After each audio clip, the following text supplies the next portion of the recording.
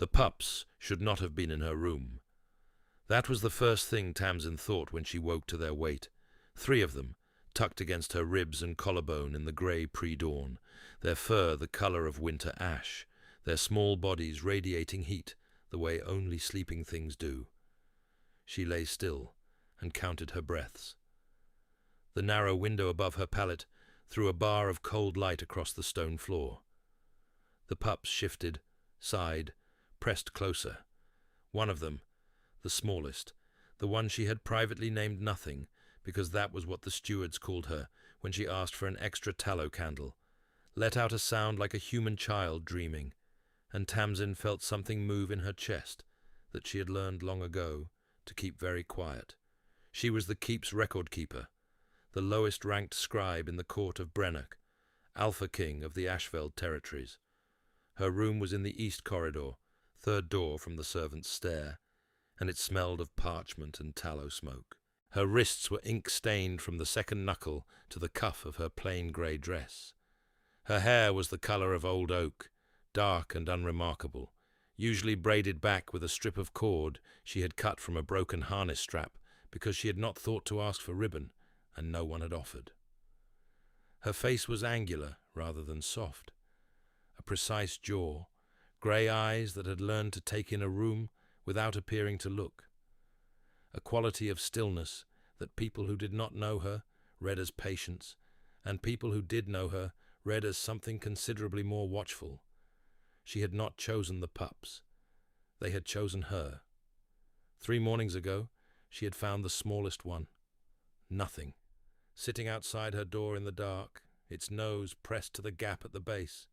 It was barely the size of a loaf of bread, its paws outsized for its body the way young things' paws often are, its eyes a pale winter grey that had not yet settled into whatever colour they would become. She had carried it back to the wolf ward with her ledger tucked under one arm, and the pup cradled in the other, and the wolf-keeper had thanked her, and that had seemed to be the end of it. Except the following morning, Nothing was back, and the morning after that, Nothing had brought its siblings. The wolf-keeper, an old man named Corbett, who had served 4 alphas and considered himself unmovable by almost anything, had looked at Tamsin across the ward yard for a long time when she reported it the second day. The ward was quiet at that hour, the morning feed not yet complete, the smell of hay and cold water and warm animal rising in the still air.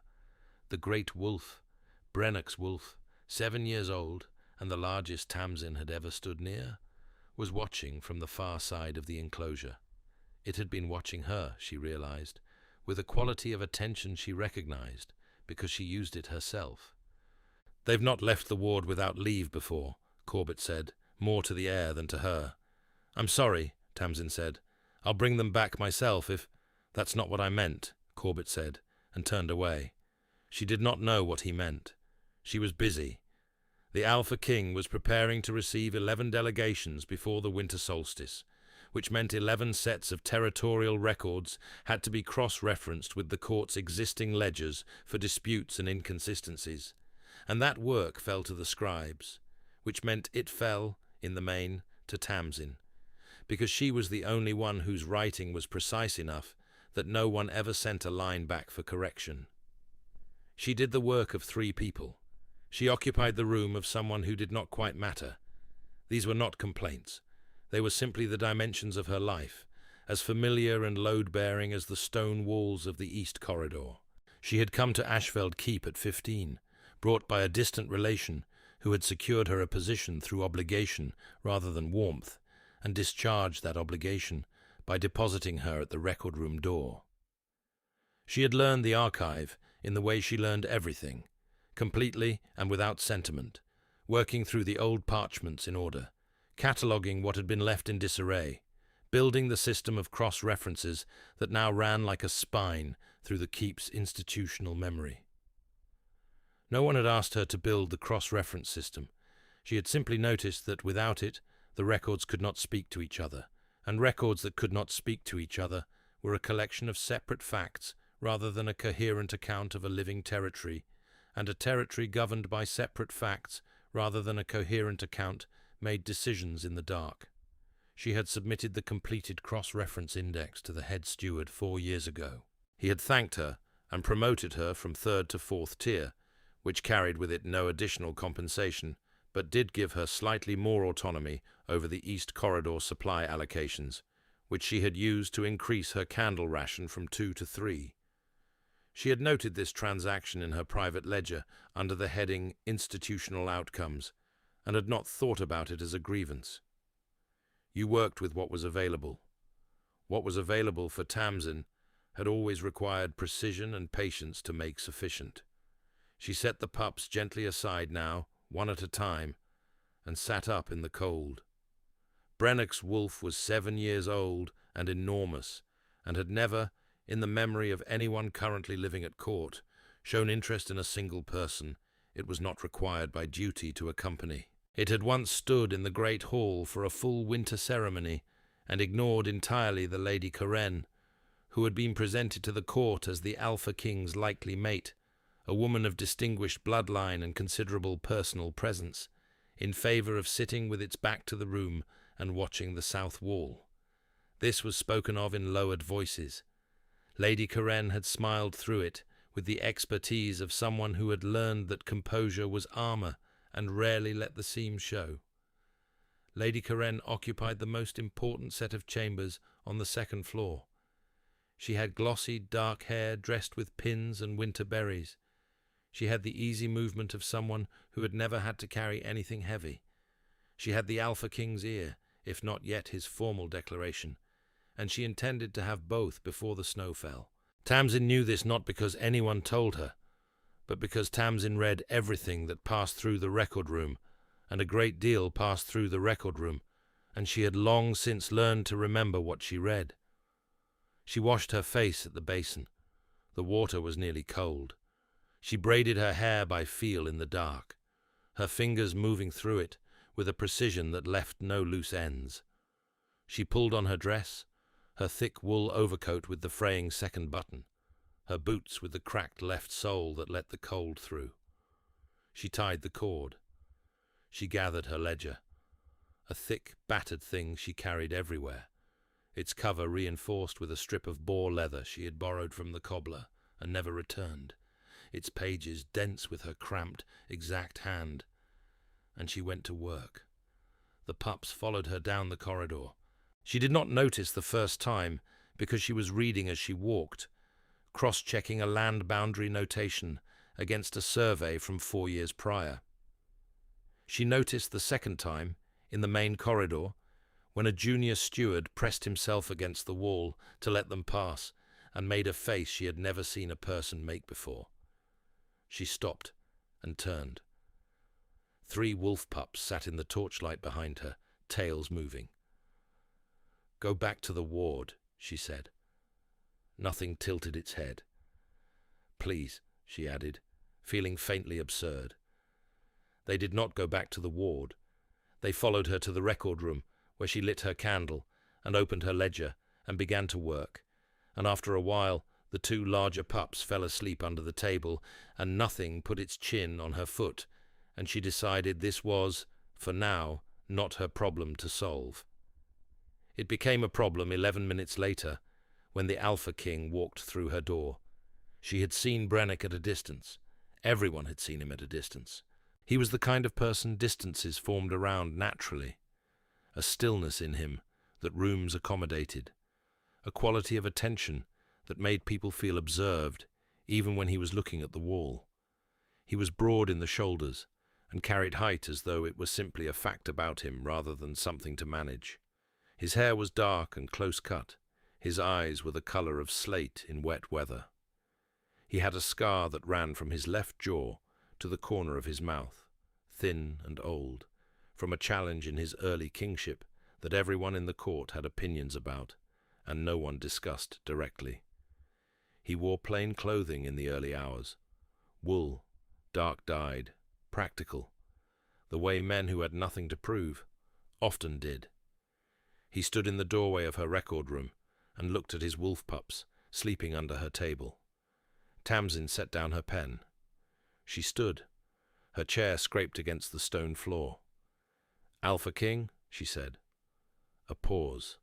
He was looking at his pups. Then at her foot, where nothing sat, its chin resting on her boot. "They followed me," she said. "I tried to redirect them. I'm sorry. I'll take them back to the ward after first sitting." "How long has this been happening?" 3 mornings. Another pause. Not hostile, not warm either. Simply the pause of someone processing information that did not fit his existing categories. "And you have been working around them?" There was no reason not to. He looked at her then, directly. The quality of his attention, up close, was like standing in a doorway with the wind coming through. Not violent, but difficult to ignore. "Your name," he said. "Tamsin, Senior Archivist, 4th tier, East Corridor." "I know what corridor the East Corridor is." "Yes? Sorry." A brief, almost imperceptible shift at the corner of his mouth. Not quite a smile, something more like a notation. "I'll send Corbet," he said. "They may not go with Corbett," she said, and then immediately regretted the words. Not because they were wrong, they were correct, and she had evidence for them, but because it was not her position to offer opinions about the Alpha King's wolves to the Alpha King's face in the first conversation she had ever had with him. He looked at her again. The notation returned. "No," he said after a moment. "They probably won't." And he was gone. The court noticed within the day. It would have been impossible not to notice. The pups moved through the keep with the specific purposefulness of things that know where they are going, and where they were going, every morning and most afternoons, was wherever Tamsin was. By the 4th day, they were waiting outside the record room before she arrived. By the 5th, nothing had taken to sleeping draped across her feet under the record table, and the 2 larger pups, who she had not named, as a matter of policy she was already failing, had developed the habit of raising their heads and tracking the door whenever a person entered, as though they were on watch. The junior scribes began to take slightly longer routes to their desks. The second sitting hall went quieter when Tamsin walked through it, with 3 wolf pups in her wake. 2 of the senior household stewards stopped and openly stared in the corridor on the 3rd morning, and said nothing to her, and then said a great deal to each other in lowered voices, once they thought she was out of earshot. She had good hearing. She noted what she heard the way she noted most things, carefully, without letting it change her face. The Alpha King's wolf watched her from the ward enclosure, whenever her route took her through the yard. It did not follow. It was not a pup. It understood something about decorum that its offspring apparently did not. But it watched, with those pale eyes, and Tamsin found herself, on the 3rd morning, looking back, just briefly, long enough to register that it had not looked away first.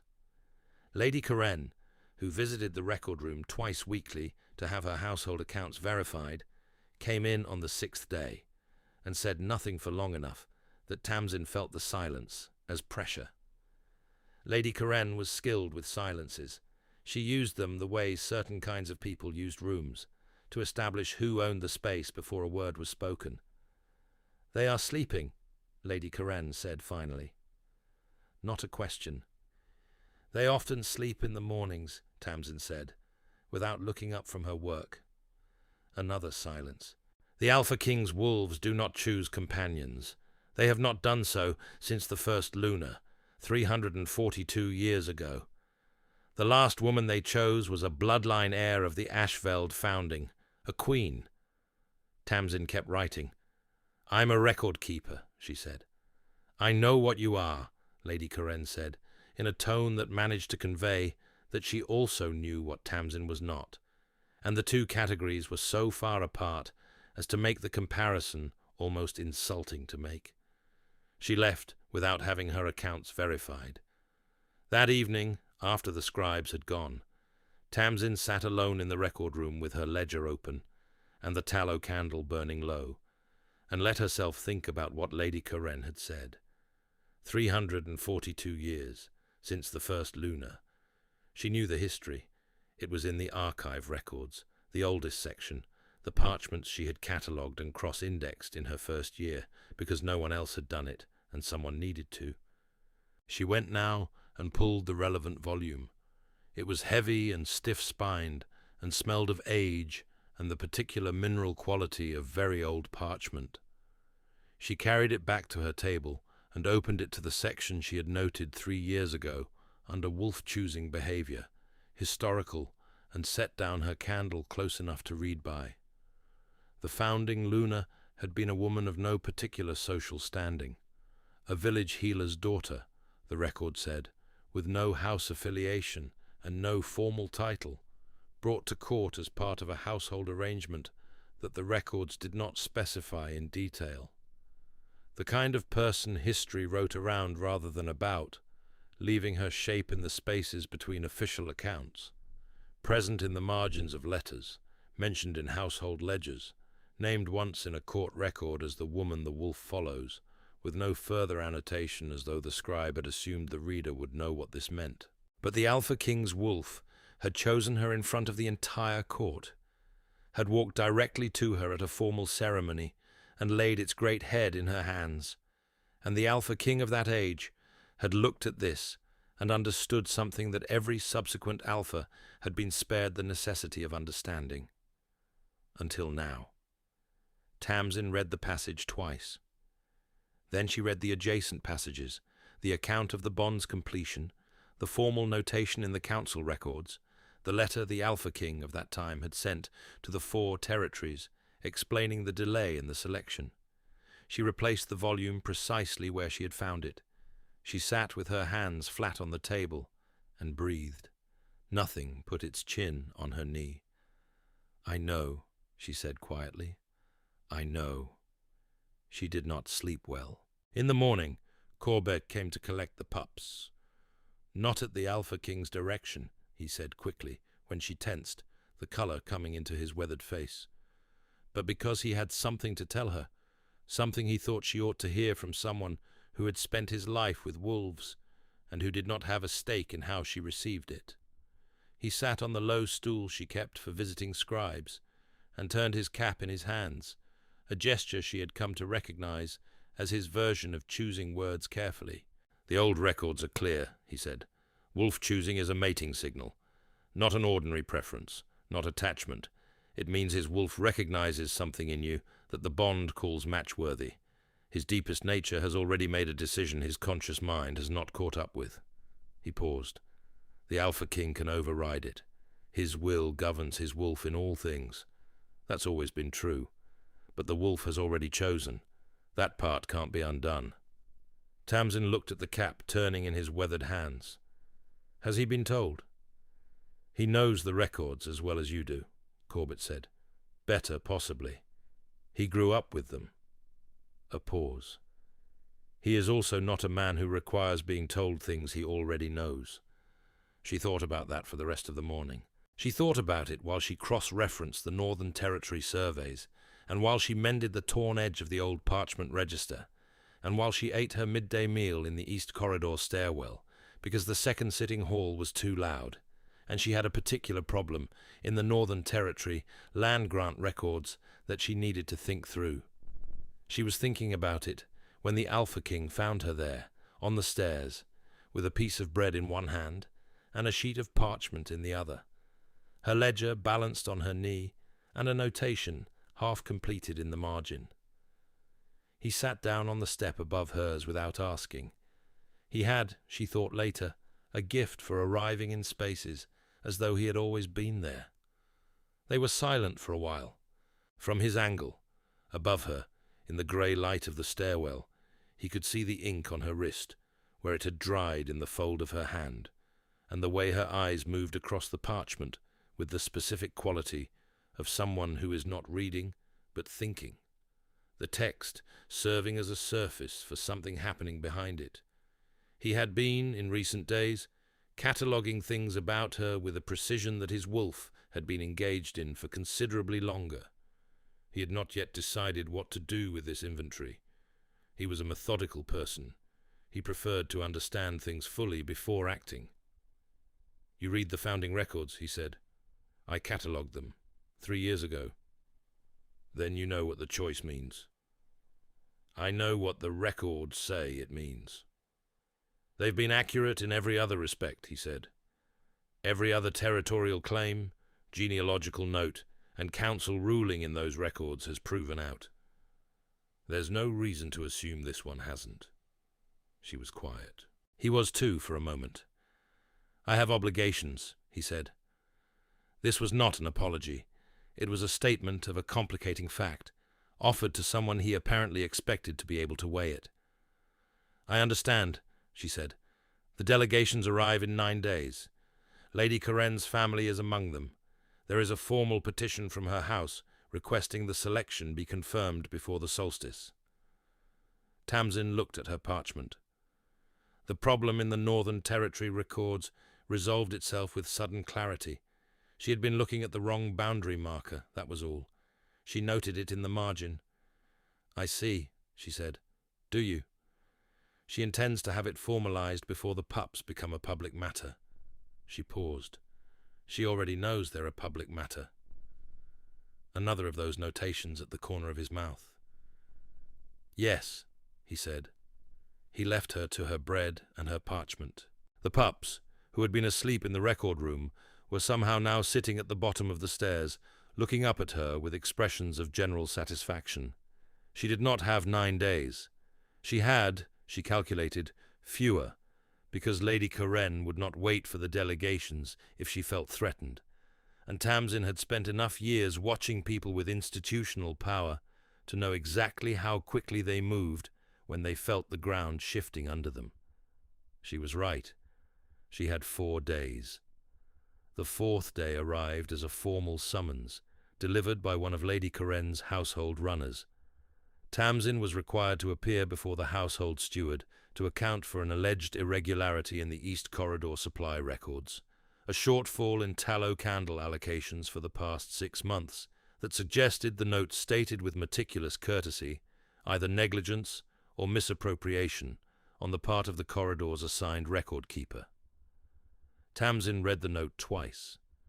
She was precise about things like this. The supply records in question were, naturally, her own responsibility. The alleged shortfall was real. She had documented it herself, in detail, because she had documented everything, because that was what she did. She had documented it, and she had also documented why. The corridor allocations had been reduced by a standing order issued from the household administration 7 months ago, signed in Lady Coren's name. A reduction applied specifically, and only to the East Corridor. It was in the records. She had the page. She also had, while she was in the archive, several other pages. Pages she had found not by looking for them, but simply by reading, with the kind of completeness that her particular mind required, that habit of following every thread until it ended in something solid, or in nothing at all. She had read the household accounts. She had read the council petitions. She had read the selection documentation that Lady Coren's family had submitted, and she had read it carefully, and one line in that documentation had sent her back to the genealogical records, and what she had found there had kept her awake for 2 of the 4 remaining nights. The bond declaration in the petition was false, not imprecise, not ambiguous, false. Lady Coren's family had submitted a bond verification record signed by an elder from the Ashveld Eastern Territories, a credentialed record of the mate bonds manifestation, the kind of institutional documentation the selection required, and the elder's seal was incorrect. The seal on record in the genealogical archive for that elder did not match the seal on the petition. Someone had reproduced it. Someone had been careful, but not careful enough. You had to know exactly what to look for, and Tamsin, who had spent 3 years with her hands in those records, knew exactly what to look for. She spent the night before the hearing copying the relevant pages in her most careful hand. She compared the seals line by line. She made notes in the margins in a shorthand she had developed over years, small and dense, and hers alone. By the time the candle guttered, She had what she needed. She appeared at the household steward's hearing the following morning in her grey dress, her fraying coat, her cracked left boot. She had her ledger. She had her copies. She had the original pages from the archive, which she had signed out through the formal borrowing register, because she did not take things without noting them, even in extremity. The steward's chamber was on the second floor, 6 doors from Lady Coren's apartments. It was a formal room, a long table, dark wood scarred with the marks of decades of council business, candles in iron stands at intervals along its length, 2 narrow windows that admitted a flat grey morning light. The floor was cold stone, the same cold stone as everywhere in the keep in winter, and Tamsin felt it through the crack in her left boot as she took her place at the table. She had felt that cold for 3 years. She thought of it, briefly, with something that was almost affection. It had kept her precise.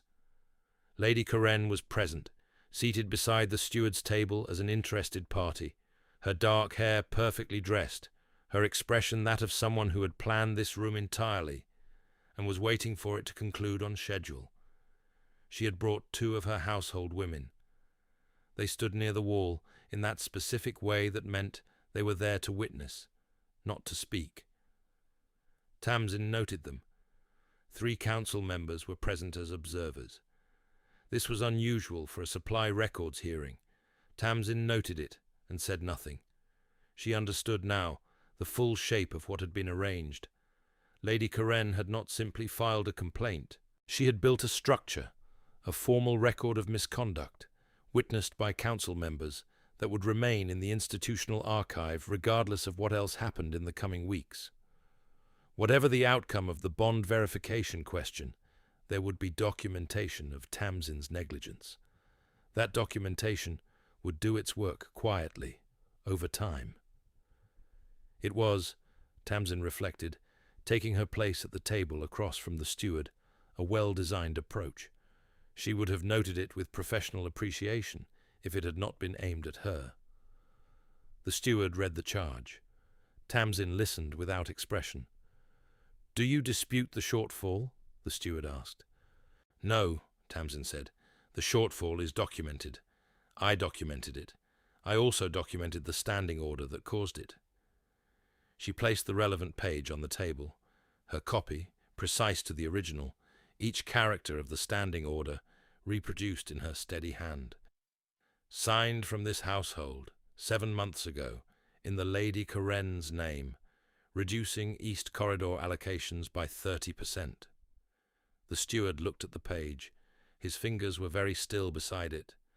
"That order was at my direction," Lady Coren said smoothly. "A budget measure, standard practice across all corridors." "Applied to no other corridor," Tamsin said. Not loudly, without heat, with the specific precision of someone who has the numbers and is reading from them. "I have the full corridor allocation records here, if the council would like to compare them." She set the comparison pages on the table, each one marked in the margin with the corridor designation and the 7-month change in allocation. The East Corridor was the only entry that showed a reduction. One of the council members leaned forward. His name was Aldworth. He was 81 and had served 3 alphas, and was widely considered the most difficult member of the council to surprise.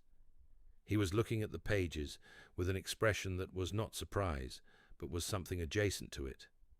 Silence in the room. The particular quality of silence that comes when a prepared position encounters an unexpected obstacle and takes a moment to calculate the new geometry. "This hearing," Lady Coren said, "is about supply records, not about corridor allocation policy across—" "I have something else," Tamsin said. She did not raise her voice. She did not need to. The room was already paying attention to her with the specific quality of attention that comes when something has gone differently than planned, and a room that is paying that kind of attention does not require volume. She set the selection petition on the table. She set the Elder's seal comparison beside it. The 2 seals rendered in careful ink, side by side, their differences numbered with small precise annotations. She set her notes beside those, clear and sequential, each point cross-referenced to the primary documents she had pulled from the archive. The bond verification seal in this petition does not match the elder's registered seal in the Ashveld genealogical archive. She touched the comparison with her ink-stained finger, tracing the two marks without lifting her eyes to Lady Karen. Precision first, evidence first, always. They differ in 3 specific points I have documented here. The registered seal uses a 7-pointed mark in the lower right quadrant. The seal on this petition uses 6 points.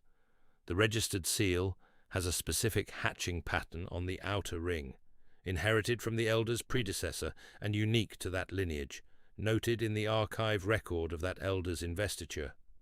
The petition's seal does not reproduce it. The wax colour is also incorrect.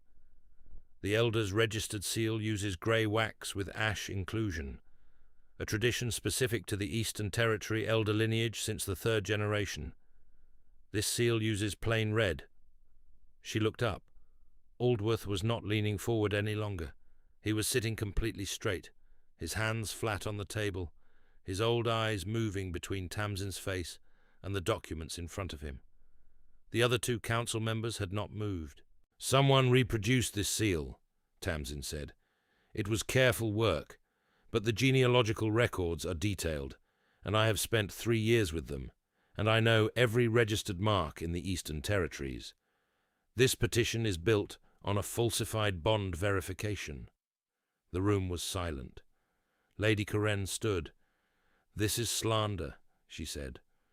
Her voice was still controlled, still precisely modulated, but the room was no longer hers, and she knew it, and the knowing of it had changed something behind her eyes.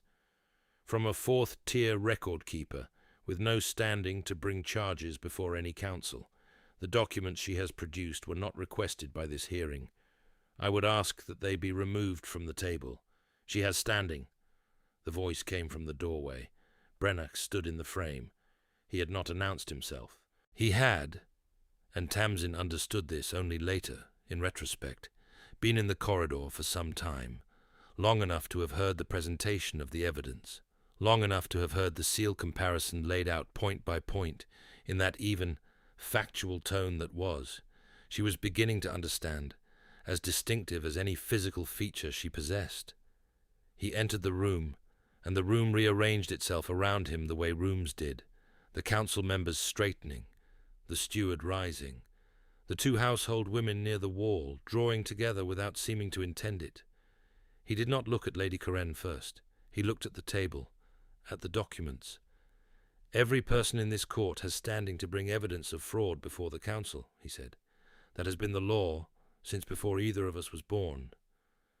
He moved to the table and looked at the seal comparison without touching it, reading the annotations in silence. His face gave nothing away. His face rarely did. But the quality of his attention, fixed on those 2 marks, and the careful notations between them, had a weight to it that the room felt. "Bring the elder from the Eastern Territories," he said, to no one in particular, though a page near the door was already moving. "He can verify his own seal before the full council. Whatever he says, the record is the record." He looked at Tamsin. She was standing with her ledger held against her chest, her ink-stained hands visible where they gripped the cover. Her grey eyes were steady. She had not, in the course of the whole proceeding, moved to place herself closer to anyone or farther from anyone. She had simply stood at the table with her evidence and said what the evidence said. "This is thorough work," he said. "It's accurate work," she said. "I don't know that I'd call it thorough. I was looking at the bond verification documentation because the selection is a council matter, and council matters are in my records. I wasn't looking for the discrepancy. I just found it. The way you find things." "Yes." He held her gaze for a moment longer. Then he turned to Aldworth, who had not moved since Tamsin had first presented the comparison, and who was now looking between the 2 of them, with the expression of a very old man who has seen a great many things, and has just seen one more. Convene the full council, Brennock said, when the elder arrives. Lady Corinne left the room without speaking. Her household women followed. The door closed behind them. The elder arrived from the Eastern Territories 11 days later. He was a spare, grey-haired man in his 60s who wore the Eastern Territory colours and carried his seal on a cord around his neck, and when the council placed Tamsin's comparison documents in front of him, he looked at them for less than a minute. "That is not my seal," he said. The statement was entered into the record. The bond verification petition was struck from record.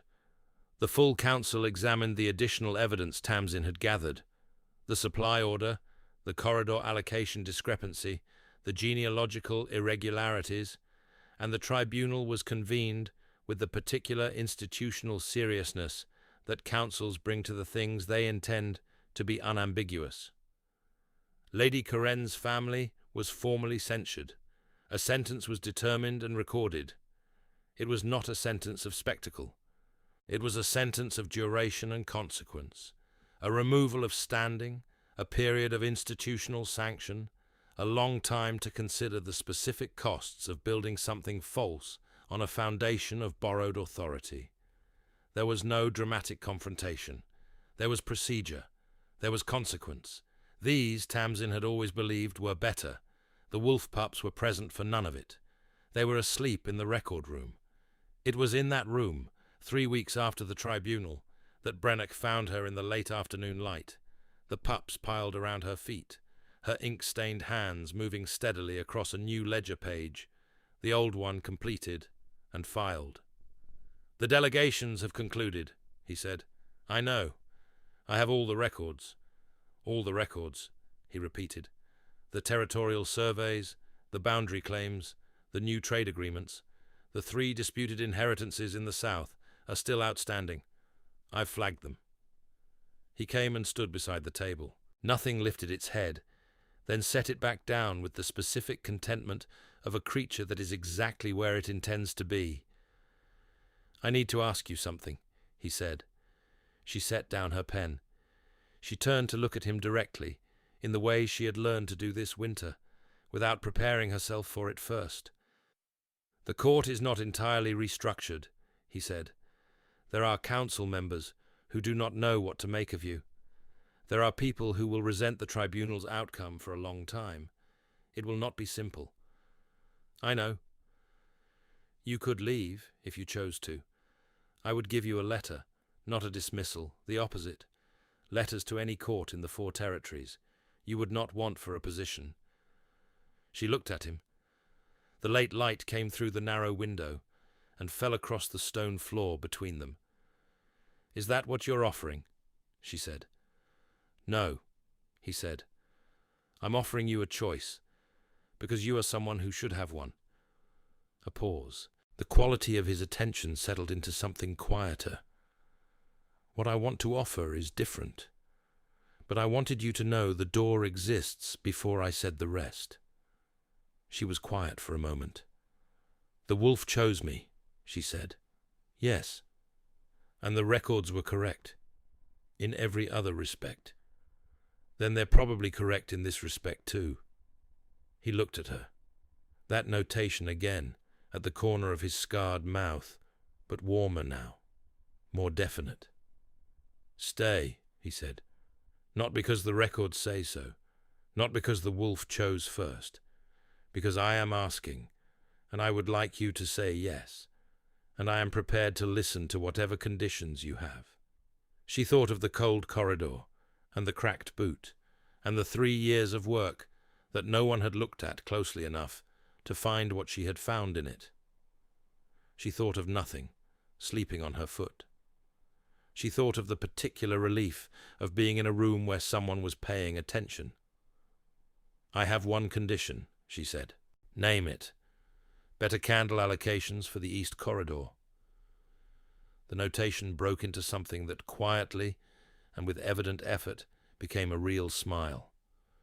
"Done," he said. The mornings after that were cold and bright, the way early winter mornings in the Ashveld territories always were. thin sunlight across the stone floors, frost on the inside of the lower windows, the sound of the keep waking. Tamsin still woke first, as she always had. She still braided her hair by feel in the dark. She still wore the fraying coat, though someone had, at some point she could not precisely identify, replaced the broken second button without comment. The pups were there. They were always there. Nothing pressed against her ribs. The other two sprawled across the foot of the bed in a posture of absolute physical confidence that she had come to find obscurely comforting.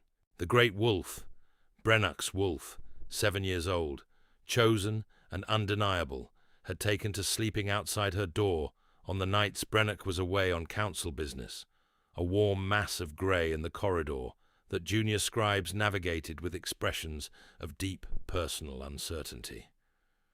She was still the keep's record keeper. She was also, as of a formal council notation, that she had filed herself because someone had to, the Alpha King's confirmed mate.